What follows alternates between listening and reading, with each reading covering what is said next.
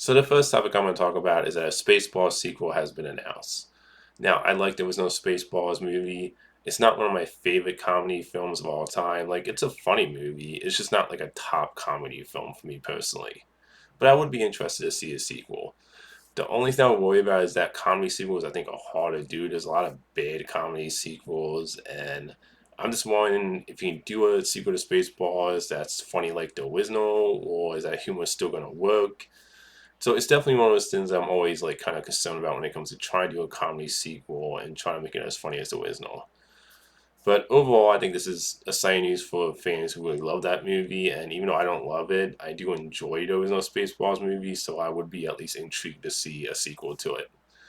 The next topic I want to talk about is there was a new trailer put out for that horror movie called Longlegs with Nicolas Cage, which I'm really excited for. And I think this new trailer was just as great as the previous trailers.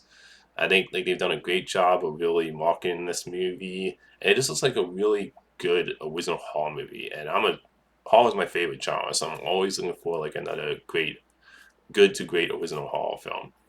And I don't think I've actually ever seen Nicolas Cage in a horror film before, so that's also another thing that has me really excited and intrigued. The director was also talking about how why they were keeping Nicolas Cage's character under wraps in the trailers, where you only see brief glimpses of him. I personally love the fact they're doing that because to me, even just seeing the brief glimpses of Nicolas Cage's character in the trailer, he just looks creepy. Even the way he sounds, it has that unsettling feeling. So for me, it's like working for me the fact they're hiding his character in the trailers. But yeah, I can't wait for this movie. This is like one of my most anticipated horror films of the year. The next topic I want to talk about is that the Super Mario Bros. Animated movie has set a date for a sequel, the second Super Mario Bros. Animated movie. It's coming out in April 2026. Now, I enjoyed the first Super Mario Bros. Animated movie from Illumination, and the movie made over $1 billion, so of course they're going to do a sequel. But I didn't love it. So it's like I'm interested to see a sequel, but I'll admit this isn't like something where I'm like, oh my god, I can't wait to see a sequel to it. Like I hope they make some improvements over when it comes to doing a sequel to the first movie. Like the Super Mario Bros. Animated movie is definitely better than the live action movie. The live action movie is just terrible. But I didn't love it though, so I'm hoping the sequel is an improvement over. Like I said, I enjoyed the first movie, but I'm hoping this will be. I'm gonna probably come out of a sequel going like I love the movie. The last topic I want to talk about is that the Bad Boys directors who directed Bad Boys for Life and Bad Boys Why Was I was I still have to see was talking about how they would say yes to doing Spider-Man 4 if they were asked. Because obviously there's been rumors, a whole bunch of speculation going around about what Spider-Man 4 is going to be when it comes to what character is going to be in it, the plot, and everything. And obviously that movie still doesn't have a director. I don't think it's even really been officially announced. But they're definitely going to do another one. I mean, those Tom Holland Spider-Man movies made a lot of money and they were very well received. So,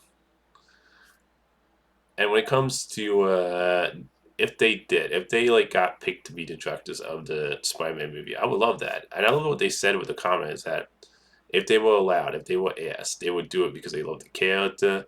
And I love, and I just think that would be a great choice based on the fact I loved Bad Boys for Life.